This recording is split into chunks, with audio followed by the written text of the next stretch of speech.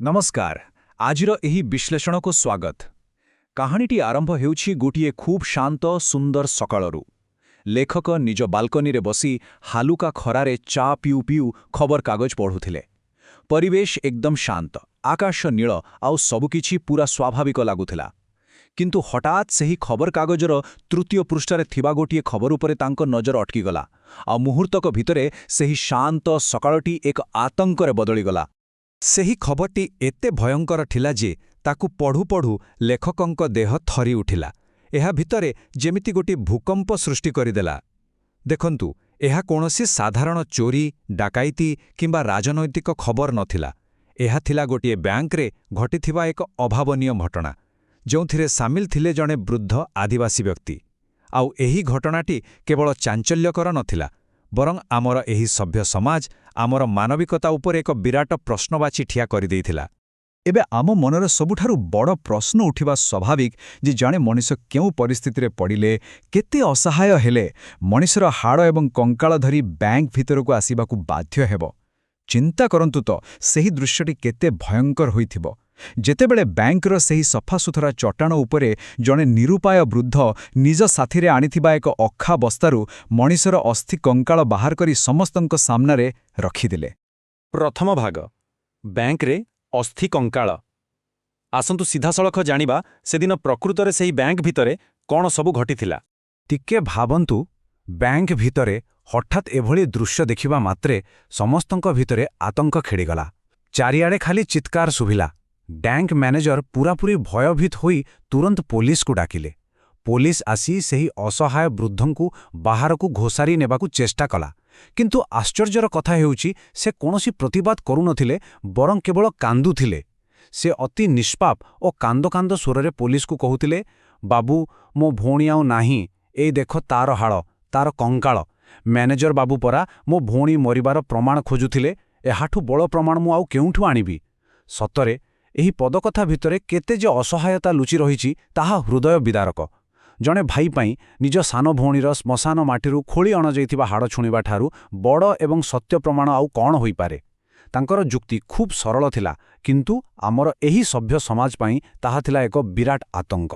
ଏବେ ଆସିବା ଦ୍ୱିତୀୟ ଭାଗକୁ, ଯାହାର ନାଁ ହେଉଛି ପ୍ରମାଣପତ୍ରର ମାୟା। ଆମେ ଜାଣିବାକୁ ପାଇବା ଯେ ଏହି ସମ୍ପୂର୍ଣ୍ଣ ବିବାଦର ମୂଳ କାରଣ ଥିଲା କେବଳ ଗୋଟିଏ କାଗଜ ଟୁକୁଡ଼ା। ସେହି ବୃଦ୍ଧ ଜଣକ ଥିଲେ ସମ୍ପୂର୍ଣ୍ଣ ନିରକ୍ଷର। ବ୍ୟାଙ୍କ କର୍ମଚାରୀମାନେ ତାଙ୍କୁ ତାଙ୍କର ମୃତ ଭଉଣୀର ମୃତ୍ୟୁ ପ୍ରମାଣପତ୍ର ଅର୍ଥାତ୍ ଡେଥ୍ ସାର୍ଟିଫିକେଟ୍ ମାଗିଥିଲେ। କିନ୍ତୁ ସେ ଅଶିକ୍ଷିତ ମଣିଷଟି କେବଳ ଏତିକି ବୁଝିଥିଲେ ଯେ ବ୍ୟାଙ୍କ ବାବୁ ପ୍ରମାଣ ମାଗୁଛନ୍ତି ଯେ ତାଙ୍କ ଭଉଣୀ ପ୍ରକୃତରେ ମରିଯାଇଛି। ଆଉ ସେହି ଟଙ୍କାର ପରିମାଣ କେତେ ଥିଲା ଜାଣନ୍ତି? ମାତ୍ର 19,000 ଟଙ୍କା।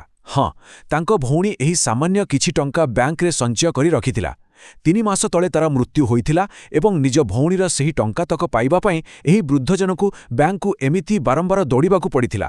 ଆଉ ଶେଷରେ କେବଳ ଏହି ଅଳ୍ପ କିଛି ଟଙ୍କା ପାଇଁ ତାଙ୍କୁ ଏତେ ବଡ଼ ଅମାନବୀୟ ଏବଂ ଲଜ୍ଜାଜନକ ପରିସ୍ଥିତି ଦେଇ ଗତି କରିବାକୁ ପଡ଼ିଲା। ଏଠାରେ ଆମେ ଦୁଇଟି ସମ୍ପୂର୍ଣ୍ଣ ଭିନ୍ନ ବାସ୍ତବତା ଦେଖିବାକୁ ପାଉଛୁ। ଗୋଟିଏ ପଟେ ରହିଛି ଆମର ଏହି ତଥାକଥିତ ସଭ୍ୟ ସମାଜ ଓ ବ୍ୟାଙ୍କର ସତ୍ୟ, ଯାହାକି ଏକ ନିର୍ଜୀବ କାଗଜ ଟୁକୁଡ଼ା, ଯାହାକୁ ଆମେ ମୃତ୍ୟୁ ପ୍ରମାଣପତ୍ର କହୁ। ଆଉ ଅନ୍ୟପଟେ ରହିଛି ସେହି ସରଳ ଆଦିବାସୀ ବୃଦ୍ଧଙ୍କ ସତ୍ୟ, ମାଟି ଖୋଳି ଅଣାଯାଇଥିବା ନିଜ ରକ୍ତର ସମ୍ପର୍କର ଅସ୍ଥି କଙ୍କାଳ। ଆମର ଏହି କ୍ରୂର ବ୍ୟବସ୍ଥା ଆଦୌ ବୁଝିପାରିଲା ନାହିଁ ଯେ ସେହି ଅଶିକ୍ଷିତ ମଣିଷଟି ପାଇଁ ଏକ ନିର୍ଜୀବ କାଗଜର ପ୍ରକୃତରେ କୌଣସି ମୂଲ୍ୟ ନାହିଁ। ତାଙ୍କ ଆଖିରେ ତ ତାଙ୍କ ଭଉଣୀର ଶରୀରର ଅବଶେଷ ହିଁ ସବୁଠାରୁ ବଡ଼, ଚୂଡ଼ାନ୍ତ ଏବଂ ପବିତ୍ର ପ୍ରମାଣ ଥିଲା। ଆସନ୍ତୁ ଆଗେଇବା ତୃତୀୟ ଭାଗକୁ, ଘିନୁଆର ସ୍ମୃତି। ଆପଣ ଜାଣି ଆଶ୍ଚର୍ଯ୍ୟ ହେବେ ଯେ ଏହି ଦୁଃଖଦ ଘଟଣାଟି ଓଡ଼ିଆ ସାହିତ୍ୟର ଏକ କାଳଜୟୀ ଗଳ୍ପ ସହ ସିଧାସଳଖ ଯୋଡ଼ି ହୋଇଯାଉଛି। ଯଦି ଆମେ ଭଗବତୀ ଚରଣ ପାଣିଗ୍ରାହୀଙ୍କ ପ୍ରସିଦ୍ଧ ଗଳ୍ପ ଶିକାରୀ ପଢ଼ିଥିବା, ତେବେ ଏହି ବାସ୍ତବ ଘଟଣା ସହ ତାର ଅବିକଳ ମେଳ ଆମେ ଲକ୍ଷ୍ୟ କରିପାରିବା। ସେହି କାହାଣୀର ନାୟକ ଘିନୁଆ, ଯିଏକି ଥିଲା ଗୋଟିଏ ଅତି ସରଳ ଆଦିବାସୀ ଯୁବକ। ତା ଗାଁର ଲୋକଙ୍କ ଉପରେ ଜଣେ ଦୁଷ୍ଟ ସର୍ଦ୍ଦାର ଅକଥନୀୟ ଅତ୍ୟାଚାର କରୁଥିଲା। ତେଣୁ ଘିନୁଆ ଭାବିଲା, ତାକୁ ମାରିଦେଲେ ସମସ୍ତେ ଶାନ୍ତିରେ ରହିବେ। ଆଉ ତାପରେ ସେ ସେହି ଦୁଷ୍ଟର କଟାମୁଣ୍ଡ ଧରି ସିଧା ଥାନାକୁ ଚାଲିଯାଇଥିଲା। ତାହାର ଯୁକ୍ତି ଥିଲା ଖୁବ୍ ସରଳ। ବାଘ ମାରିଲେ ଯେମିତି ସରକାର ପୁରସ୍କାର ଦିଅନ୍ତି, ଏହି ନରରାକ୍ଷସକୁ ମାରିଲେ ମଧ୍ୟ ସରକାର ତାକୁ ନିଶ୍ଚୟ ବଡ଼ ପୁରସ୍କାର ଦେବେ। କିନ୍ତୁ ଆମର ଏହି ସଭ୍ୟ ଆଇନ ବ୍ୟବସ୍ଥା ତାର ସେହି ସରଳ ବିଶ୍ୱାସକୁ ସମ୍ପୂର୍ଣ୍ଣ ଭୁଲ ବୁଝିଥିଲା।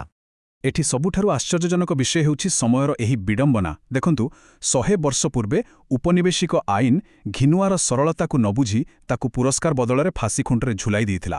ଆଜି 100 ବର୍ଷ ବିତିଯାଇଛି, ସମୟ ବହୁତ ବଦଳିଛି ସତ, କିନ୍ତୁ ଆମ ପ୍ରଶାସନିକ ବ୍ୟବସ୍ଥାର ନିଷ୍ଠୁରତା ଆଦୌ ବଦଳି ନାହିଁ। ଠିକ୍ ସେହି ଘିନୁଆ ଭଳି ଆଜିର ଏହି ଅସହାୟ ବୃଦ୍ଧ ଜଣକ ମଧ୍ୟ ନିଜର ନିଷ୍ପାପତା ପାଇଁ ଆମ ବିଚାରାଳୟରେ ଗୋଟେ ଅପରାଧୀ ଭାବେ ଠିଆ ହୋଇଛନ୍ତି। ଚତୁର୍ଥ ଭାଗ, ସହାନୁଭୂତିର ଏକ ଝଲକ। ଏତେ ସବୁ ହତାଶା ଭିତରେ ଆମକୁ ମାନବିକତାର ଏକ ଛୋଟ ଝଲକ ମଧ୍ୟ ଦେଖିବାକୁ ମିଳିଥିଲା। ଆମକୁ ମାନିବାକୁ ପଡ଼ିବ ଯେ ସବୁ ମଣିଷ କାଗଜ ଭଳି ନିର୍ଜୀବ ନୁହନ୍ତି, କିମ୍ବା ଆଇନର କଠୋରତା ସବୁବେଳେ ମଣିଷର ହୃଦୟକୁ ପଥର କରି ଦେଇପାରେ ନାହିଁ। ସେଦିନ ଘଟଣାସ୍ଥଳରେ ଥିବା ପୋଲିସ ଅଫିସର ଜଣକ ଯେତେବେଳେ ବୃଦ୍ଧଙ୍କର ସେହି କାନ୍ଦ କାନ୍ଦ ଏବଂ ନିଷ୍କପଟ କଥା ଶୁଣିଲେ, ତାଙ୍କର କଠୋର ହୃଦୟ ତରଳିଗଲା। ସେ ଅତି ଅମାୟିକ ଭାବେ ବୃଦ୍ଧଙ୍କ କାନ୍ଧରେ ହାତ ରଖି ତାଙ୍କୁ ଆଶ୍ୱାସନା ଦେଲେ, ତାଙ୍କୁ ନିଜ ଗାଡ଼ିରେ ବସାଇ ସମ୍ମାନର ସହ ଗାଁରେ ନେଇ ଛାଡ଼ିଲେ ଏବଂ କେବଳ ସେତିକି ନୁହେଁ, ସେ ବ୍ୟାଙ୍କ ମ୍ୟାନେଜରଙ୍କୁ ଦୃଢ଼ ନିର୍ଦ୍ଦେଶ ଦେଲେ ଯେ ସମସ୍ତ ସରକାରୀ ପ୍ରମାଣପତ୍ରର ବ୍ୟବସ୍ଥା ସେ ନିଜେ କରନ୍ତୁ ଏବଂ ସେହି ଗରିବ ମଣିଷଟିର ପ୍ରାପ୍ୟ ଟଙ୍କା ଯେପରି ତୁରନ୍ତ ତାଙ୍କୁ ମିଳେ ତାହା ସୁନିଶ୍ଚିତ କରନ୍ତୁ। ଏହା ଥିଲା ଏହି କାହାଣୀରେ ଏକ ଛୋଟିଆ କିନ୍ତୁ ଗୁରୁତ୍ୱପୂର୍ଣ୍ଣ ଆଶ୍ୱାସନା। କଥାଟା ଶୁଣିବାକୁ ଖୁବ୍ ଭଲ ଲାଗୁଛି, ଠିକ୍ ନା? କିନ୍ତୁ ଏଇଠି ଆମକୁ ହଠାତ୍ ବାସ୍ତବତା ଆଡ଼କୁ ଫେରିବାକୁ ପଡ଼ିବ। ଆଉ ଏଠି ଏକ ବହୁ ବଡ଼ ପ୍ରଶ୍ନ ଉଠୁଛି। ଜଣେ ସମ୍ବେଦନଶୀଳ ପୋଲିସ ଅଫିସରଙ୍କ ହସ୍ତକ୍ଷେପ ଯୋଗୁଁ ହୁଏତ ଏହି ଗୋଟିଏ ଘଟଣାର ସୁଖଦ ସମାପ୍ତି ହୋଇଗଲା, କିନ୍ତୁ ଏହାର ଅର୍ଥ କ'ଣ ଏହା ଯେ ଆମର ସମ୍ପୂର୍ଣ୍ଣ ବ୍ୟବସ୍ଥା ସୁଧୁରି ଯାଇଛି? ବ୍ୟକ୍ତି ବଦଳିଲେ କ'ଣ ସତରେ ବ୍ୟବସ୍ଥାର ଚେହେରା ବଦଳିଯାଏ? ସେହି ଗୋଟିଏ ଆଶଙ୍କା ଆମ ମନରେ ଅଶାନ୍ତି ସୃଷ୍ଟି କରୁଛି ଯେ ଆମ ସିଷ୍ଟମ୍ ଆଜି ବି ସେହିପରି ଅନ୍ଧ ଏବଂ ବଧିର ହୋଇ ରହିଛି। ଏବେ ଆସିବା ପଞ୍ଚମ ତଥା ଅନ୍ତିମ ଭାଗକୁ, ଆଇନ ବନାମ ମଣିଷପଣିଆ। ଆସନ୍ତୁ ଏହି ଘଟଣା ଉଠାଉଥିବା କିଛି ଗମ୍ଭୀର ଏବଂ ବିଚଳିତ କରୁଥିବା ପ୍ରଶ୍ନ ଉପରେ ଟିକେ ବିଚାର କରିବା। ଦେଖନ୍ତୁ, ଏହି ସମ୍ପୂର୍ଣ୍ଣ ଘଟଣାଟି ଆମକୁ ଆଇନ ଏବଂ ମଣିଷପଣିଆ ମଧ୍ୟରେ ଥିବା ଏକ ନିରନ୍ତର ସଂଘର୍ଷର କାହାଣୀ ଶୁଣାଉଛି।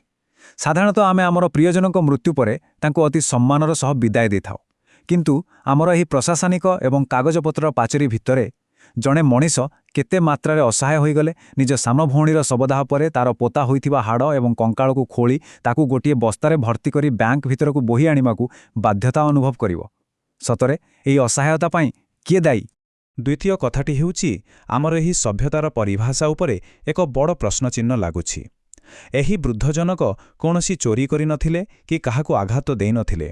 ତାଙ୍କର କେବଳ ଗୋଟିଏ ତ୍ରୁଟି ଥିଲା ଯେ ତାଙ୍କ ପାଖରେ ସାଧାରଣ ଅକ୍ଷର ଜ୍ଞାନ ନଥିଲା। ତେବେ ଏହାର ଅର୍ଥ କ'ଣ ଏହା ଯେ କେବଳ ପାଠ ପଢ଼ିନଥିବା କାରଣରୁ ଜଣେ ସରଳ ଏବଂ ନିଷ୍ପାପ ମଣିଷକୁ ଆଜିର ସମାଜରେ ଏକ ଅଜବ ବା ଭୟଙ୍କର ରାକ୍ଷସ ଭାବରେ ଗ୍ରହଣ କରାଯିବ?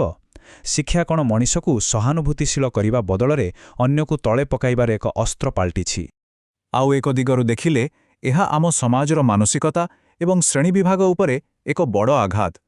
ଟିକେ ଭାବି ଦେଖନ୍ତୁ, ଯେତେବେଳେ ସେହି ଗରିବ ଆଦିବାସୀ ବୃଦ୍ଧ ଜଣକ ଟଙ୍କା ପାଇଁ ବ୍ୟାଙ୍କକୁ ବାରମ୍ବାର ଦୌଡ଼ୁଥିଲେ, ବ୍ୟାଙ୍କ କର୍ମଚାରୀମାନେ ତାଙ୍କୁ ତଡ଼ି ଦେଇଥିଲେ।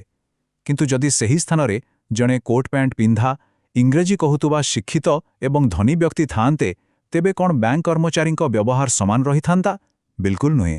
ନିଶ୍ଚୟ ସେମାନେ ନିଜ ଆଡ଼ୁ ଆଗଭର ହୋଇ ତାଙ୍କର ସବୁ ସମସ୍ୟାର ସମାଧାନ କରିଦେଇଥାନ୍ତେ। ଏହା ହିଁ ତ ଆମ ସମାଜର ଏକ ଲଜ୍ଜାଜନକ ଦ୍ୱିମୁଖୀ ନୀତି। ଏବେ ଶେଷରେ ସବୁଠାରୁ ବଡ଼ ଏବଂ ଗୁରୁତ୍ୱପୂର୍ଣ୍ଣ ପ୍ରଶ୍ନଟି ଆମ ସାମ୍ନାକୁ ଆସୁଛି। ପ୍ରକୃତରେ ଆମ ପାଇଁ କ'ଣ ବଡ଼, କାଗଜରେ ଲେଖାଥିବା କଠୋର ନିୟମ କାନୁନ ନା ଆମ ମଣିଷପଣିଆ? ବୋଧହୁଏ ଆମ ସମାଜରେ ଏମିତି କିଛି ପ୍ରଶ୍ନ ଅଛି ଯାହାର ଉତ୍ତର ଖୋଜିବା ଅପେକ୍ଷା ଆମେ ନୀରବ ରହିବାକୁ ଅଧିକ ପସନ୍ଦ କରୁ, କାରଣ ଉତ୍ତରଟି ଆମ ନିଜ ପାଇଁ ଅତ୍ୟନ୍ତ ଲଜ୍ଜାଜନକ ହୋଇପାରେ। ଏହି ଘଟଣାଟି କେବଳ ଖବରକାଗଜର ଗୋଟିଏ ସାଧାରଣ କାହାଣୀ ନୁହେଁ, ଏହା ଆମ ସମ୍ପୂର୍ଣ୍ଣ ବ୍ୟବସ୍ଥାର ମୁହଁରେ ଏକ ବିରାଟ ପ୍ରଶ୍ନଚିହ୍ନ। ଏହି କାଗଜପତ୍ରର ମାୟାଜାଲ ଭିତରେ ଆମେ ପ୍ରକୃତରେ ନିଜ ମାନବିକତାକୁ କେଉଁଠି ହଜାଇ ଦେଇଛେ ତାହା ବିଚାର କରିବାର ସମୟ ଏବେ ଆସିଯାଇଛି। ଆମେ ସମସ୍ତେ ପ୍ରକୃତରେ କେତେ ସଭ୍ୟ ହୋଇଛେ ତାହା ଏକ ବିରାଟ ପ୍ରଶ୍ନବାଚୀ। ଏହି ଚିନ୍ତାଧାରା ସହିତ ଆମେ ଆଜିର ଏହି ବିଶ୍ଳେଷଣକୁ ଏଠାରେ ସମାପ୍ତ କରୁଛୁ।